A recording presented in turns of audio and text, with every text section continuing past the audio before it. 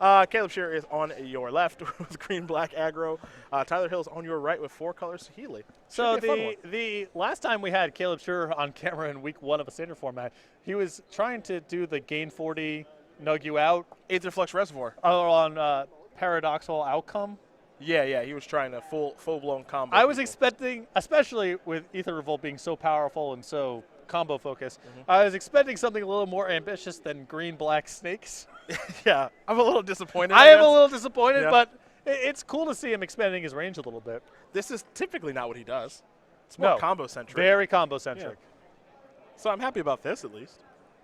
Oath of Nissa here from Tyler. And now I'll pass the turn back over to Caleb. Caleb will play a Blooming Marsh, and we'll head back over to Tyler. Remember, Caleb Scherer, number 8 on our SCG Tour rankings. He was the runner-up of the Players' Championship last year.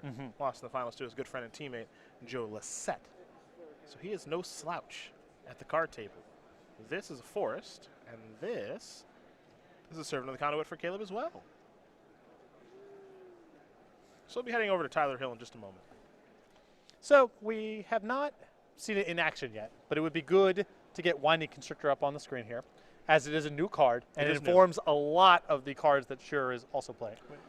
I do want to learn a little bit more about Winding Constrictor. The snake, a lot of people were excited when this card was previewed. Now, black and a green mana, 2/3, already a good deal. If one or more counters would be placed on an artifact or creature you control, that many of those counters +1 are placed on that permanent instead. If you would get one or more counters, you get that many of those counters +1 instead. So this is all a very complicated way of saying +1 on all your counters doesn't work with Planeswalkers. Got it. You just made that way easier for me. Yeah. So thank you. Also 2/3 for 2, so not a bad deal. Already a good deal as far as I'm concerned. 2/3 for 2, you already got me picking up the phone. You don't need to give me a whole lot more on that. Nissa. Make a plant. Here for Caleb, and they'll be passing the turn back. It's an Elliot Raff plat token. Judge Elliot Raff. Good man. Heading back Tyler Hill's way now.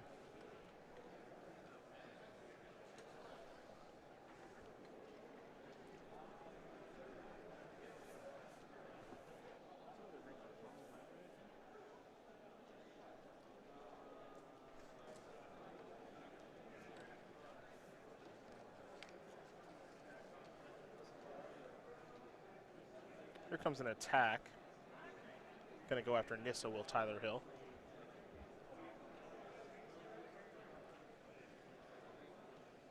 It looks like the Nissa's going to fall down to 3. The Renegade's going to hit it for 1. And now it's a Pilgrim's Eye. Trigger, search. It is Narnam Renegade. That's weird to say. Narnam Renegade. This is another creature I was sort of mentioning. We aren't talking a whole lot about this card. There's a lot of power here. 1/2 Death Touch. Already a sideboard level card. Yeah. Enters the battlefield with a +1/+1 counter if you sack a fetch land or something like that. Sure. For example. Yeah. Might be like better than a Curd Ape, kind of. It right? saddens me to think, but I thought exactly the same thing. Isn't that just like Curd Ape, but better? The decks that I have played are really sensitive about casting things off of red mana, not green. All right. But yeah, it's awesome. Yeah, it seems really good. You don't always have the fetch land is the thing. Not with that attitude. Everyone talks about the revolt cards like, yeah, and obviously every land you play for the whole game is a fetch land, and they're all on. Yeah. So, well, I think they're good. Don't get me wrong, but I think it's a little bit more complicated than that. What, man? 16 fetches, four lands to search for. Right. It's pretty simple, I think. Yeah, I don't even play any lands at all. I just all fetch lands, and then I'm just revolting every turn. How are they supposed to keep up with that? You know, it's impossible. 2 copies of Walking Ballista, looks like here for Caleb. Well, those would be good with a Winding Constrictor if you had one. Yeah, I see what he's trying to do here. A lot of ins, a lot of outs. Yep. Up to 4, plant token. Pass turn back over to Tyler Hill. Walking Ballista, Nissa, and the Constrictor all synergize very nicely with one another. They're nice. They're nice. Well, there's a lot I like about that.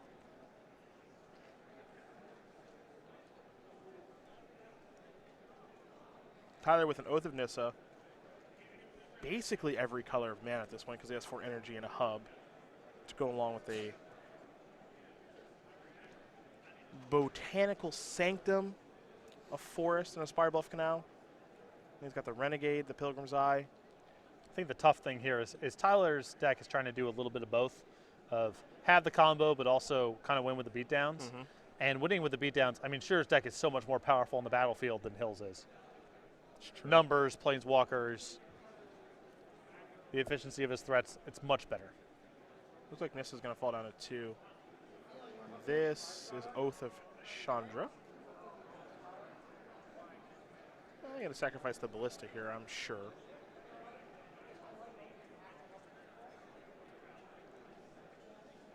Take care of the Pilgrim's Eye.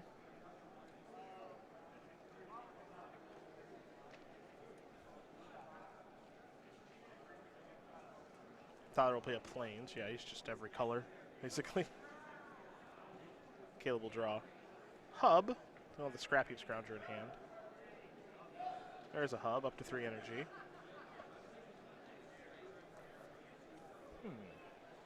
Another Nissa in hand. Not a lot going on here. And I don't want to be under the belief that this deck doesn't work very well without One-Eye Constrictor, because that would be a bit strange. I mean, you can still play creatures and Nissa. That's a game you can play. Yeah. Nissa and Westvale Abbey. It's a game you can play. That's a game you can play, yeah, that's fair.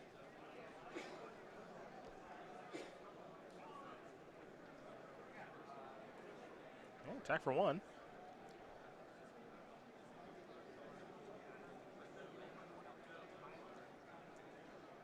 So time to get scrappy.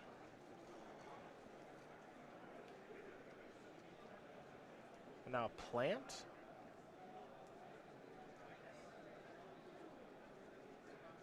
And a pass. So that's Caleb Scheer's turn. What's Tyler Hill's turn?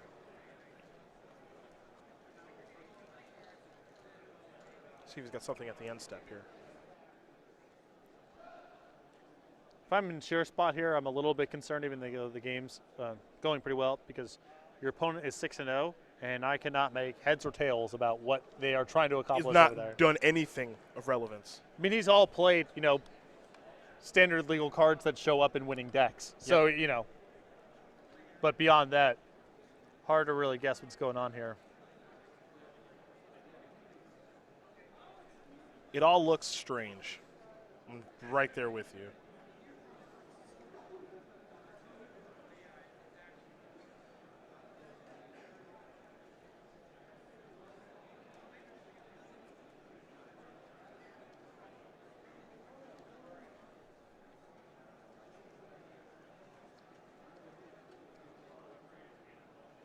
There's an attack for 3, going to go after going to go after Nissa. It's going to fall down to 2.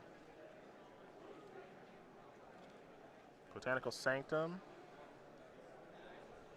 And pass. All right, over to Caleb. He'll draw. Slow game.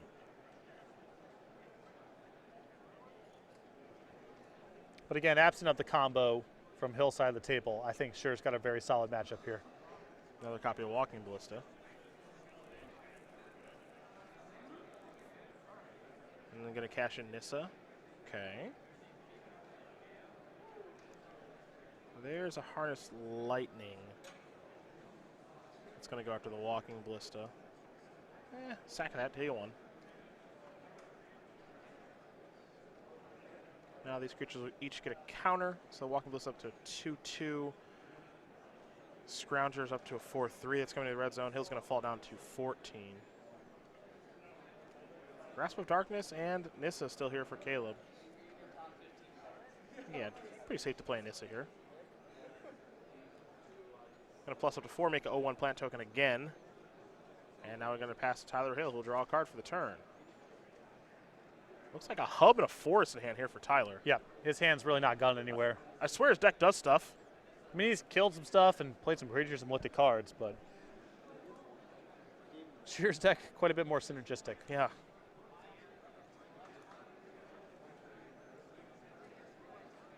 Same block that we've seen so many times here from Caleb. Down to 3. Hill pass. Untap. Band draw. Scrap Heap Scrounger.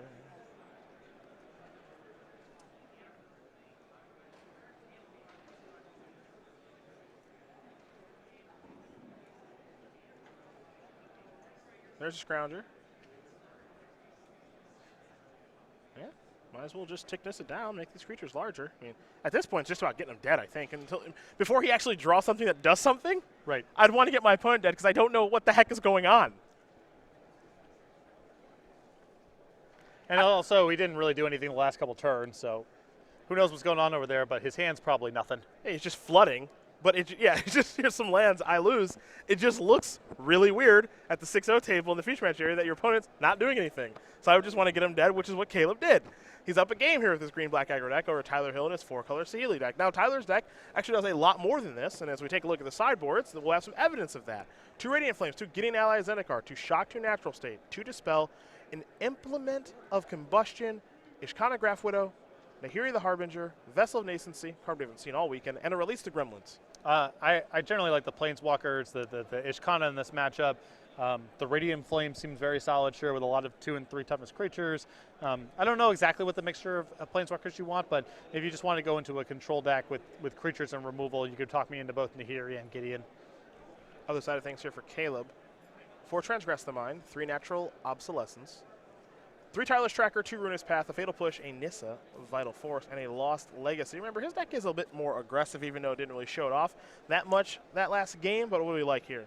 The Ruinous Path, the Tireless Trackers, and maybe the Transgress the Mind. Hill didn't show a lot of expensive cards, but you have to imagine his deck is more than 1 and 2 mana creatures and lands. So I would be looking for those cards. Interesting deck here from both players. Didn't see a lot there from Tyler Hill, and I want to see Caleb's deck when it's kind of on steroids with the Winding Constrictor and see what it can really do. So hopefully we get the opportunity to see that this game. But we get ready here for game number 2 between Caleb Scherer and Tyler Hill. We are going to talk about the weekly sale here on StarCityGames.com, where you can get up to 50% off your full art basic lands. Every week at Star City Games, there is a different weekly sale.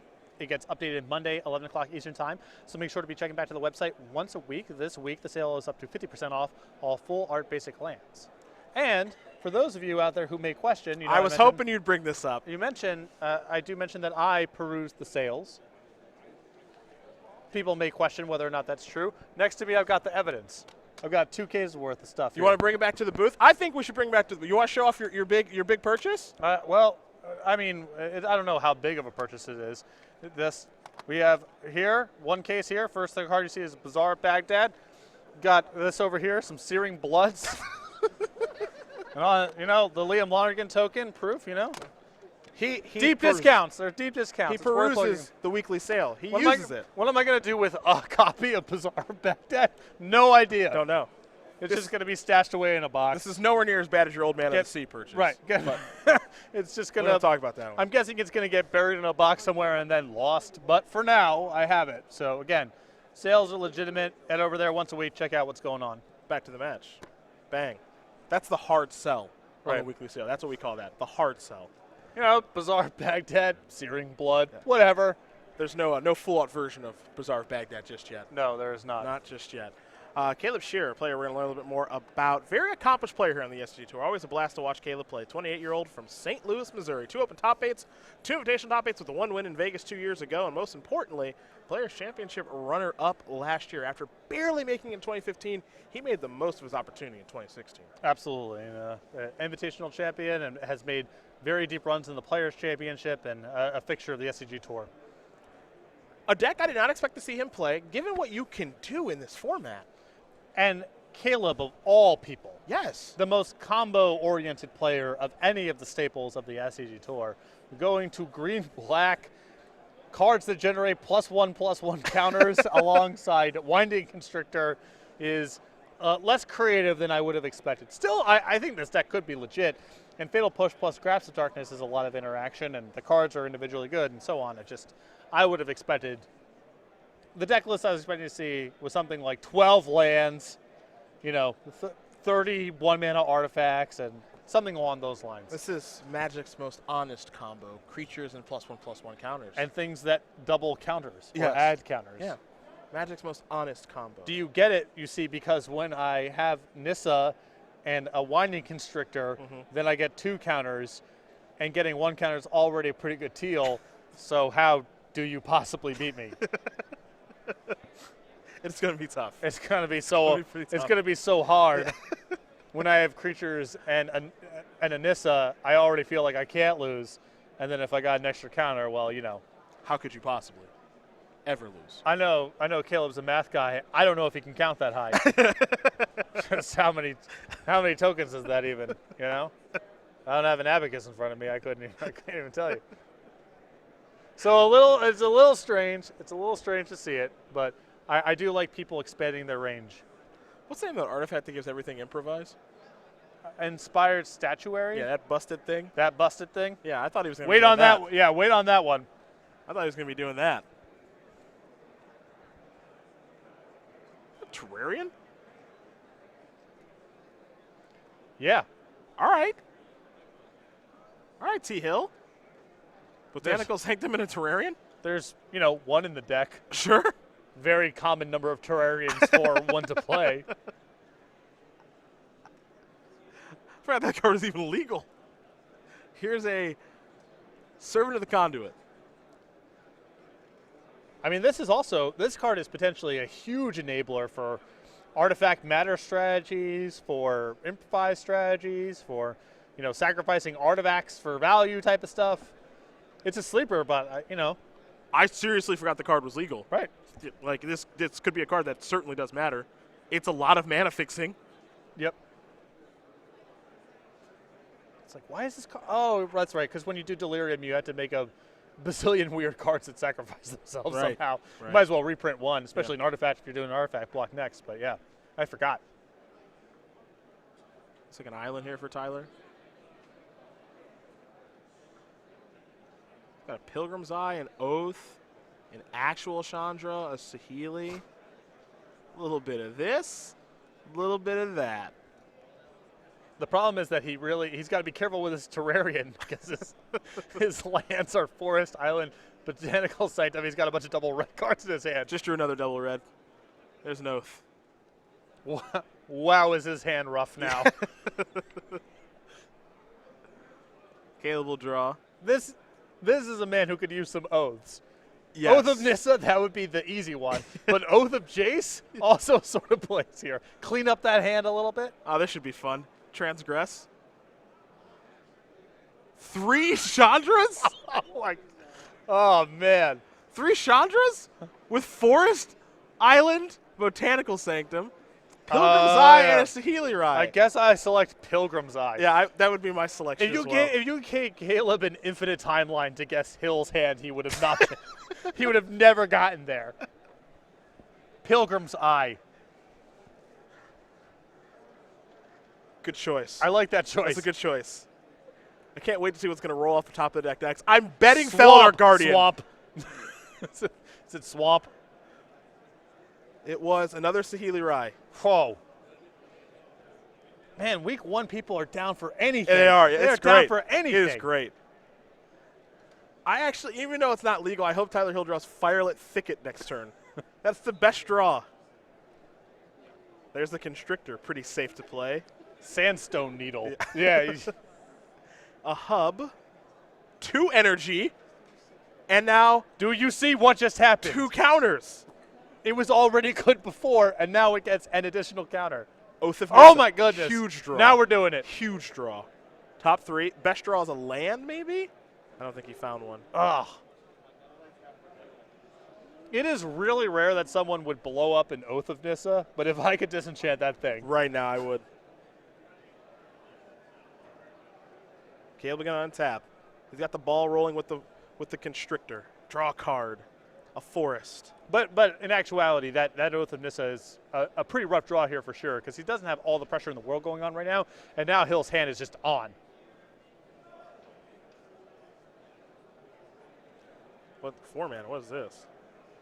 Counter on the Ballista. Because you see, That's actually 2 counters. That's 2. It's actually It 2. was already a good deal before. And now here are the beatdowns for 6.